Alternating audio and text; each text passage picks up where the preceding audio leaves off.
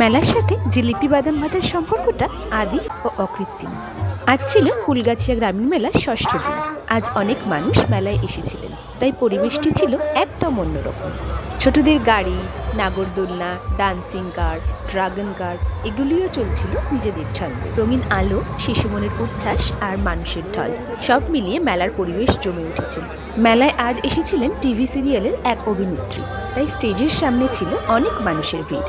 Chop, chowmein, momo, পাপড়ি chaat, egg roll, ঘুগনি আরো অনেক মুখরোচক খাবারের স্টলগুলি মম করছিল মিষ্টি গন্ধে। আর স্টলগুলিও ছিল বেশ ব্যস্ত। আর একটু এগিয়ে গেলেই হরেক রকমের নিত্য প্রয়োজনীয় জিনিস, বাচ্চাদের খেলনা, রান্নার জিনিস, প্রসাধনের স্টল, সফট টয়েজের স্টল আর ট্যাটু স্টল, সব স্টলেই মানুষের ভিড়। যদি হাতে সময় পান অবশ্যই ঘুরে যান এই মেলা থেকে একবার। মেলা চলবে 29শে জানুয়ারি পর্যন্ত। এখন মফস্বল হয়ে গেলেও গ্রামীণ ছোঁয়াটা আপনি পাবেন।